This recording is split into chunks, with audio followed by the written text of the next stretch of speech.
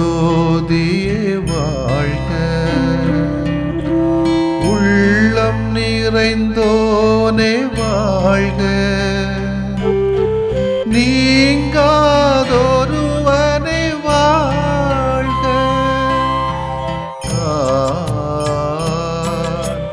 ஒளி பொருந்திய அழியாத ஆன்மா,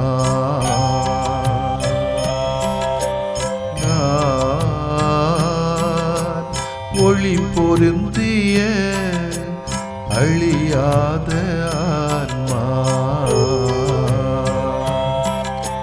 நீ என்னில் நான் உன்னில் ஈஸ்வரா, நீ என்னில் நான் உன்னில் ஈஸ்வரா,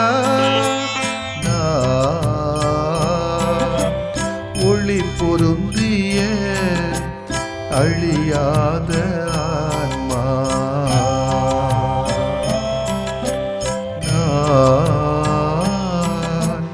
ஒளி பொருந்திய அழியாத ஆன்மா.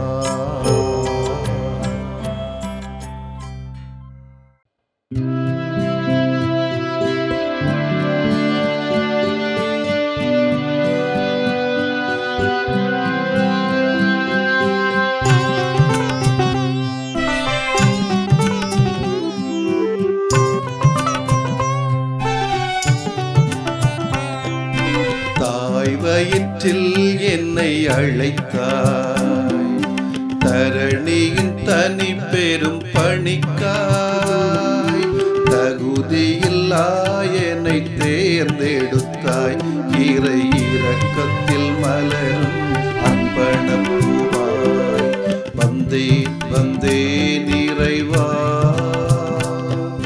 தந்தேன் தந்தேன் தலைவா,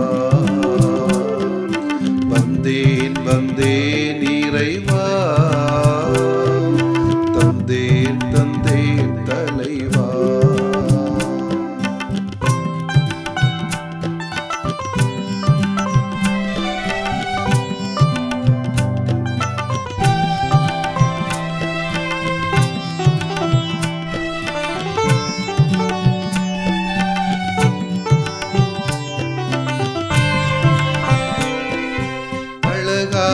தேசத்தில் என்னை படைத்து அன்பினில் தோழமையாகிடவே,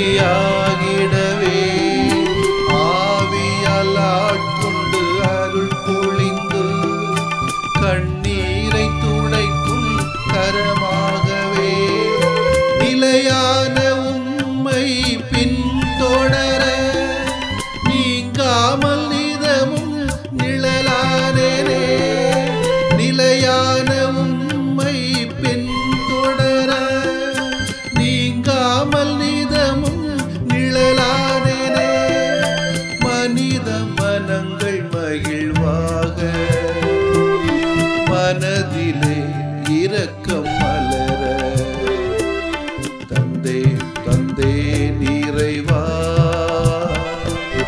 தந்தேன் தந்தேன் தலைவா, வந்தேன் வந்தேன் இறைவா, தந்தேன் தந்தேன் தலைவா.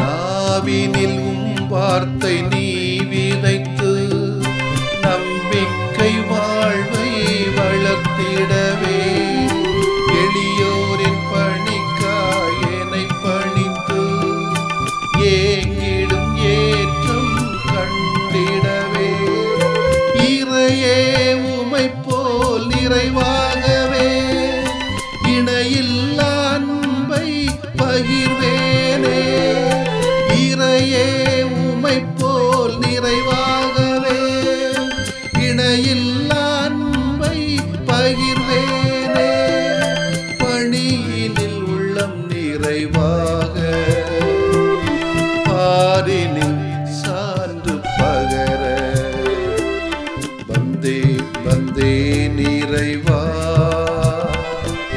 தந்தேன் தந்தேன் தலைவா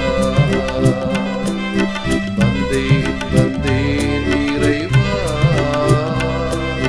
தந்தேன் தந்தேன் தலைவா தாய் வயிற்றில் என்னை அழைத்தார் தரணியின் தனி பெரும் பணிக்காய் தகுதியில்லா என்னை தேர்ந்தெடுத்தாய் இறை இரக்கத்தில் மலரும் அர்ப்பணப்பூவாய்.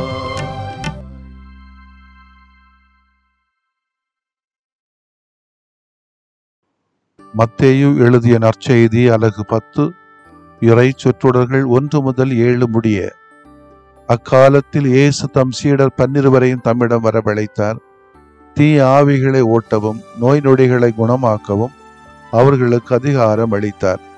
அத்திருத்தூதர் 12 பெயர்கள் பின்வருமாறு: முதலாவது பேதுரு எனும் சீமோன், அடுத்து அவருடைய சகோதரர் அந்திரேயா, செபதேயின் மகன் யாக்கோபு, அவருடைய சகோதரர் யோவான், பிலிப்பு, பர்த்தலேமேயு, தோமா, வரித்தண்டினவராகிய மத்தேயு, அல்பேயின் மகன் யாக்கோபு, ததேயு, தீவிரவாதியாய் இருந்த சீமோன், இயேசுவை காட்டி கொடுத்த யூதாசு இஸ்காரியோத்து. இயேசு இந்த 12 அனுப்பிய போது அவர்களுக்கு அறிவுரையாக கூறியது: பிற இனத்தாரின் பகுதிக்கும் செல்ல வேண்டாம், சமாரியாவின் நகர் எதிலும் நுழைய வேண்டாம். மாறாக வழி தவறி போன ஆடுகளான இஸ்ரேல் மக்களிடமே செல்லுங்கள். அப்படி செல்லும் போது விண்ணரசு நெருங்கி வந்துவிட்டது என பறைச்சாற்றுங்கள். ஆண்டவரின் அருள்வாக்கு. இறைவா உமக்கு நன்றி. கிறிஸ்து இயேசுவிலே பிரியமுள்ள சகோதர சகோதரிகளே, சீடர்கள் 12 பேர் அத்தோடு சேர்ந்து நானும் ஒரு சீடனாக இருக்க முடியாதா என்ற ஒரு ஏக்கம் யாரிடத்திலெல்லாம் வருகிறதோ அவர்கள் நிச்சயமாக இந்த இயேசுவின் பணியை தொடருவார்கள். ஒருவேளை தலைகளாக கொல்லப்பட்டாலும் கூட அதை அவர்கள் ஏற்றுக்கொள்வார்கள் என்று நான் நினைக்கிறேன். இந்த நற்செய்தியிலே இயேசு தம்முடைய சீடர்களை இறைபணி செய்ய நற்செய்தியை தொடர்ந்து பறைசாற்ற அவர்களுக்கு அதிகாரம் கொடுக்கிறார். இந்த சீடர்களை நோக்கும்போது இயேசுவின் தேர்வு கொஞ்சம் கூட இன்னும் சிறப்பாக இருந்திருக்கலாமோ என்ன தோன்றுகிறது. இன்னைக்கு உள்ள அருள்பணி நிலையில் உள்ளவங்களை பார்த்தா சில பேர் கிட்ட சொன்னதெல்லாம் உண்டு. இவங்களாம் ஏன் சிஸ்டர் ஆனாங்க, ஏன் சாமியார் ஆனாங்க, இதை விட வேற எங்கே தேர்வு செய்திருக்கலாமோ என்ன பார்த்து கூட சொல்லியிருப்பாங்களா இருக்கும். ஒருவேளை நேருக்கு நேரு கேட்டால் கோபம் தானே வரும், உள்ளபடி கேட்டால் பிரச்சனை தானே வரும். அதனால் நழுவி கேட்கறது, மழுப்பி பேசினா நல்ல சாமியார், நல்ல சிஸ்டர், நல்ல அருள்பணியாளர், நல்ல சீடர் என்று சொல்லுவதற்கு வாய்ப்பு இருக்குமில்ல. எனவே அப்படிப்பட்ட நிலையில் உள்ளவங்களை பார்த்து இன்னும் வேற யாராவது எடுத்துருக்கலாமோ என்று. அதே போல் இந்த 12 பேரில் நமக்கு தோணும் வேற யாராவது நம்மளுடைய தேர்வு கொஞ்சம் கூட சிறப்பாக இருந்திருக்கலாமோ. பேதுரு எதற்கெடுத்தாலும் முந்திக் கொள்வார். நினைத்ததை பட்டென்று சொல்கிறவர், செயல்படுத்துகின்றவர். அத்தோடு மட்டுமல்ல, இயேசுவை 3 முறை மறுதளித்தவர். மூக்கின் மேல் கோபம் வருகின்ற பொறிந்து தள்ளுகின்ற இடியின் மக்கள் என்று அழைக்கப்பட்ட யாக்கோபு மற்றும் யோவான், ஒரு காலத்திலே காசேதான் கடவுளடா என்று லஞ்சத்தில் ஊறி வாழ்ந்த வரி வசூலித்தவரான மத்தேயு, தீவிரவாத குழுவோடு இணைந்து தீவிரவாதத்தில் ஈடுபடுத்த சீமோன், இவங்களெல்லாம் சீடர்களாக இருக்கிறாங்களே, இவர்களையெல்லாம் இயேசு தேர்ந்து கொண்டார். இத்தகையோரெல்லாம் இயேசுவிற்கு பின் திருச்சபையின் தூண்களாக திகழ்ந்தவர்கள். பெரிய படிப்பு படிக்காதவர்கள், அறிவில் ஆற்றல் பெறாதவர்கள், நிபுணர்கள் அல்லாத சாதாரணமானவர்கள், பணபலம், பொருள்பலம், செல்வாக்கு இல்லாதவர்கள் தான் இயேசுவின் சீடர்களாக இருந்தார்கள். கடவுளால் ஆகாதது ஒன்றுமில்லை. கோணலானதை நேராக்கவும் அசுத்தமாய் இருக்கிறதை சுத்தம் பண்ணவும் கடவுளால் முடியும். நோயாய் இருக்கிறதை குணமாக்கவும் தவறினதை செவ்வனை நடத்தவும் கடவுளால் முடியும். நாம் செய்ய வேண்டியது ஒன்றே ஒன்று, இந்த அப்போஸ்தலர்களைப் போல, சீடர்களைப் போல இயேசுவின் கரங்களில் நம்மை முழுமையாக இருக்கிறவாறை ஒப்புவிக்க வேண்டும். உண்மையை சொல்கிறேன், என் சின்ன வயசு வாழ்க்கை பார்த்தா இவன் எப்படி சாமியாரானான்னு கூட பல சொல்லுவோம். எங்கள் வீட்டிலே சொல்லுவாங்களே, என் காதால் நான் கேட்டிருக்கேன், நான் சந்தோஷப்படுவேன். அப்போ சொல்லும் போதெல்லாம் நான் சந்தோஷப்படுவேன். ஒன்றை கூப்பிடல, என்ன தானே கூப்பிட்டுருக்காங்க அப்படி என்னெல்லாம் நான் சந்தோஷப்பட்டதெல்லாம் உண்டு. ஏதோ ஒரு பிளான் வச்சிருக்கிறார் இந்த மடையன்ட்ட, இவன் வழியாக ஏதாவது சமூகத்தில் நடக்கணுமா இருக்கும், அதனால தான் நம்மளை தேர்ந்தெடுக்கிறார். அதுக்கு ஏற்றால் போன்று கொஞ்சமேனும் நியாயத்தோடு, நீதியோடு, உண்மையோட, மனசாட்சியோடு பணி செய்தால் நமக்கு ஒரு நிறைவு, மக்களுக்கு ஒரு நிறைவு, ஆண்டவருக்கு ஒரு நிறைவு. விசுவாசம் உனக்கும் எனக்கும் உள்ள உறவு. ஐயோ, திருச்சபையில் இப்படி நடக்கிறதே, இந்த குழுக்களால் கேவலமாக இருக்கிறதே, இந்த ஆயர்களும் துறவிகளும் இப்படி வாழ்கிறார்களே, பலரின் ஆதங்கம் இது. என்னவோ திருச்சபை கட்டி எழுப்புகிற வஜ்ர தூண்கள் அச்சுமுறிந்த வண்டி போல் ஆகிவிட்டதாக அலறுகிறார்கள். வயசுல முதிர்ந்த ஒரு பெண்மணி ஒருவர் சொன்னார், விசுவாசம் எனக்கும் ஆண்டவனுக்கும் உள்ள உறவு. திருச்சபையின் பணியாளர்கள் பற்றி எனக்கு கவலை இல்லை. தெரிந்துதானே தேர்ந்தெடுத்தார், பணியை பகிர்ந்தார். பலம் இருக்கும், பலவீனம் இருக்கும். 12 பேரை தேர்ந்தெடுத்தார். ஒவ்வொருவரும் ஒரு விதம். ஒரு முதியவர் அந்திரேயா, ஒரு இளையவர் யோவான், ஒரு உழைப்பாளி யாக்கோபு, ஒரு அரசு பணியாளர் மத்தேயு, ஒரு எளிய மனம் கொண்ட ததேயு, ஒரு பணக்கார யூதாசு, மறுதளித்த பேதுரு, காட்டி கொடுத்த யூதாசு, ஒரு மிதவாதியான யாக்கோபு, ஒரு தீவிரவாதியான சீமோன், நம்ப மறுத்த தோமா, சிந்தனையாளர் பிலிப்பு. பார்த்தீங்களா, ஏன் இப்படிப்பட்டவர்களை தேர்ந்து கொண்டார்? செயல்படுவது நீங்கள் அல்ல நான், தேர்ந்து கொண்டது நீங்கள் அல்ல நான். இப்படிப்பட்டவர்களிடம் ஒப்படைக்கப்பட்டது சாதாரண பணியும் அல்ல, சாமான மனிதன் அல்ல, மனிதனை முழு மனிதனாக்கும் தெய்வீக பணி. விண்ணரசு நெருக்கத்தை முழக்கமிட்டு அறிவிக்கிற பணி. எனவே கோடு போட்டு ரோடு போடுவதல்ல, ரோடு போட்ட கோடு போடுவதல்ல, அது புள்ளி போட்ட கோடு போடுவதல்ல, இணைந்துதான் பணியாற்ற வேண்டும். மக்கள் சீடர்களோடும், சீடர்கள் மக்களோடும் இணைந்து இயேசுவை மனநிலையோடு, இயேசுவை முன்கொண்டு, இயேசுனுடைய பாணியிலே நம்முடைய பணிகளை மாற்றி காட்ட வேண்டும் என்பதுதான் இன்றைய இறைவார்த்தையினுடைய மைய செய்தி. உங்களுடைய விசுவாசம் இறைவனிலும் இறை பணியிலும் முந்தியிருக்க வேண்டும் என்பதுதான் எதிர்பார்ப்பு. முடிந்தால் நிறைவுறச் செய்வோம். அனைவரும் இயேசுனுடைய சீடர்களாக தொடர்ந்து வளர்வோம். ஆமேன். அன்புள்ள இறைவா, உமது பணிக்காக எங்களை தேர்ந்து கொண்டமைக்காக, தகுதியில்லாத எம்மை தேர்ந்து கொண்டதற்காக நன்றி செலுத்துகிறோம். எங்களில் இருக்கின்ற குறைகளை போக்கி நாங்கள் உமது வழியிலே நடக்கவும், எங்களையும் எங்களது உறவினர்களையும் உம் கரங்களில் ஒப்படைக்கிறோம். மக்களையும், குறிப்பாக இல்லாத இயலாத ஏழை மக்களையும் உடைய பாதத்தில் கொண்டு வருகின்றோம். இறைப்பணி செய்கின்ற அனைவருக்காக வேண்டுகிறோம். அவர்கள் புனித வாழ்வாலும் அவர்கள் முன்மாதிரியான பணியினாலும் அநேக மக்களை உமது பாதையில் திருப்பியருளும். அவர்கள் தவறுகின்ற போது நீரே அவர்களை நல்வழிப்படுத்தி உமது கைகளில் சிறந்த கருவிகளாக விடை செய்தருளும். ஆண்டவரே, ஆமேன்.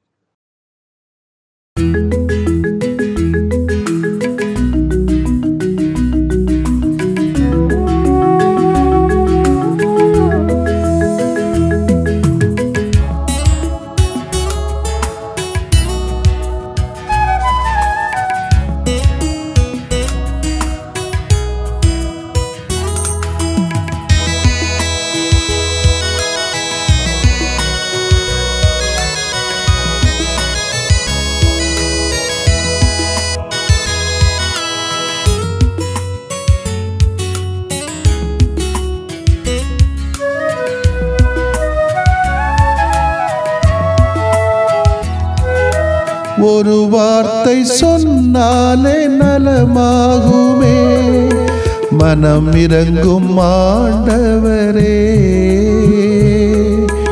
உமது அருள் வரம் வேண்டினோ, உம் புகழ் நிதம் பாடவே.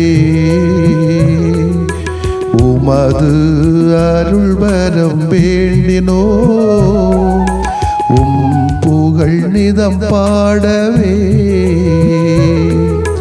ஒரு வார்த்தை சொன்னாலே நலமாகுமே, மனம் இறங்கும் ஆண்டவரே.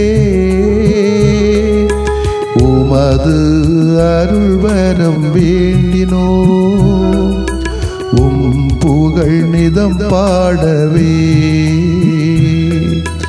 உமது அருள் வரம் வேண்டினோ, உம் புகழ் நிதம் பாடவே.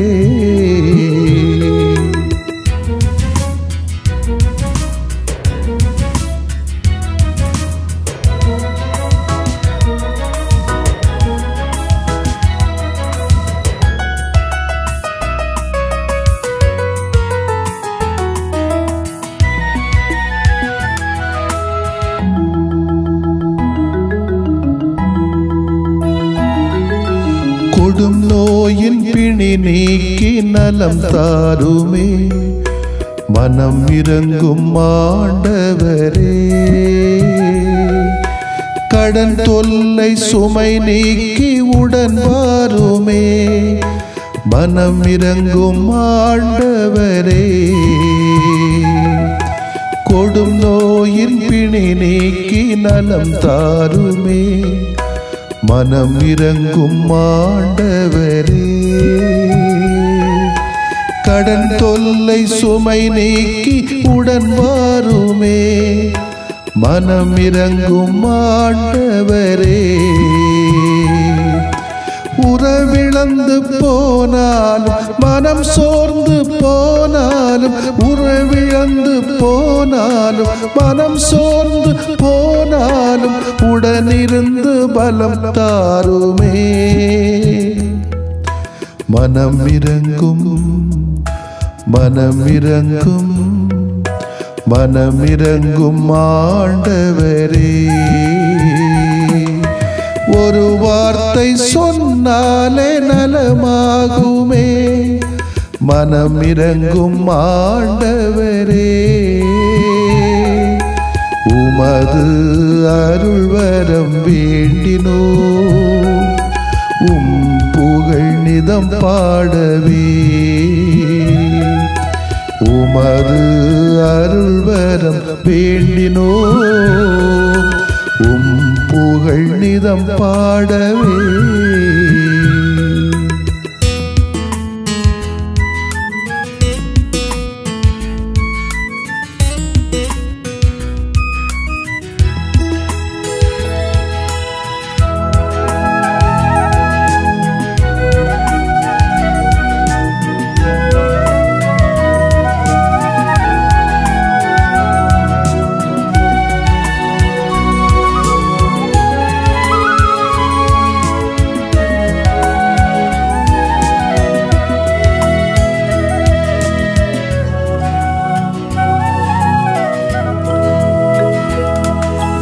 இருள் போக்கி இனி வாழ்வில் ஒளி தாருமே மனம் இறங்கும் ஆண்டவரே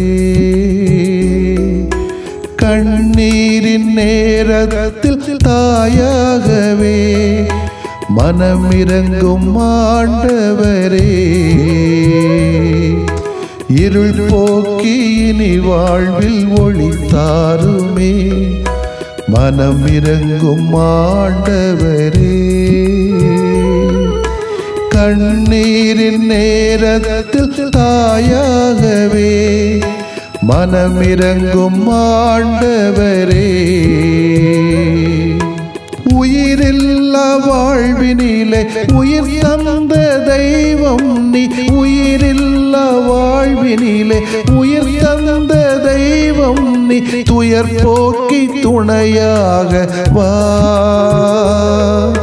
மனம் இறங்கும் மனம் இறங்கும் மனம் இறங்கும் ஆண்டவரே ஒரு வார்த்தை சொன்னாலே நலமாகுமே மனம் இறங்கும் ஆண்டவரே உமது அருள் வரம் வேண்டினோ புகழ் நிதம் பாடவே உமது அருள் வரம் வேண்டினோ புகழ் நிதம் பாடவே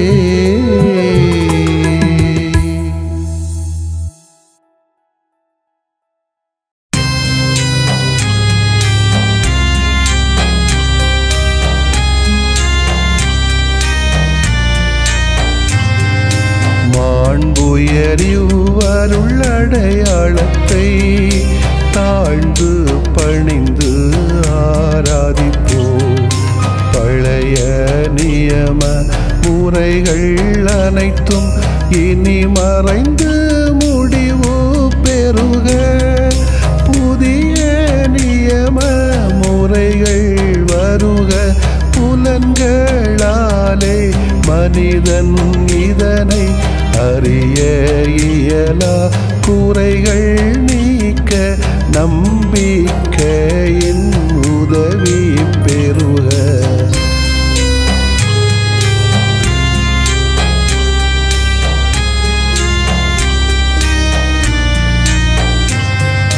தந்தை அவர்க்கும் மகன் அவர்க்கும் புகழ்ச்சியோடு வெற்றியாக்கும். மீட்பின் பெருமை மாட்சிமையோடு வலிமை வாழ்த்து யாவுமாக.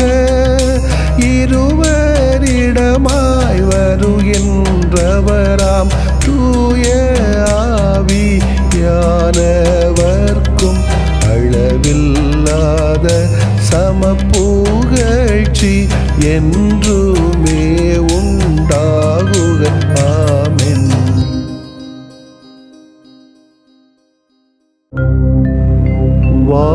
வானின்று அவர்களுக்கு அப்பமளித்தீரே,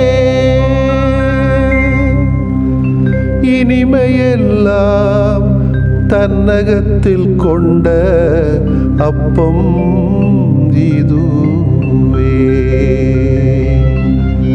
மன்றாடுவோமாக.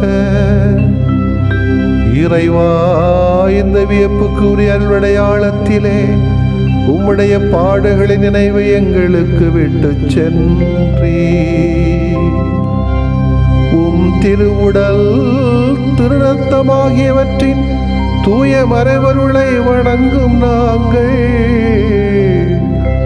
உமது மீட்பின் பயனை இடைவிடாமல் துய்த்து உணர்ந்து மகிழ அருள்வீராக.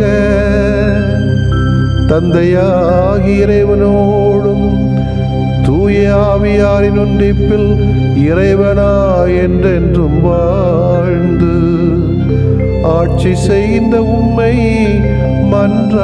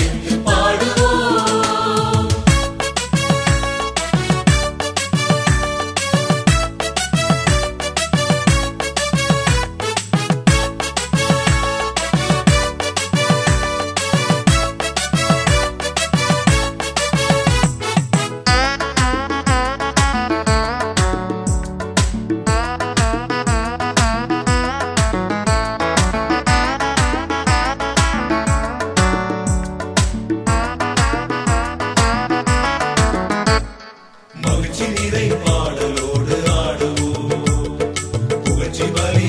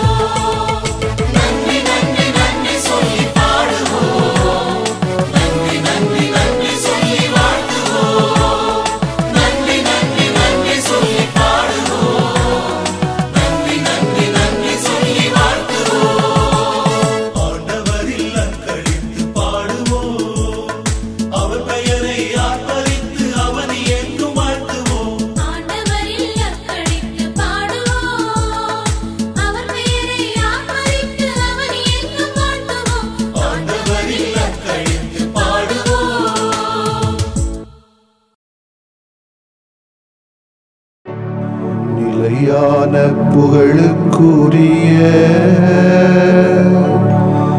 தூய இறை நன்மைக்கு எல்லா காலமும் தொழுகையும் புகழும் போற்றியும் ஆட்சிமையும் உண்டாக கடவது. போற்றியும் ஆட்சிமையும் உண்டாக கடவது. தந்தை, மகன், தூய ஆவியாரின் பெயராலே ஆமென்.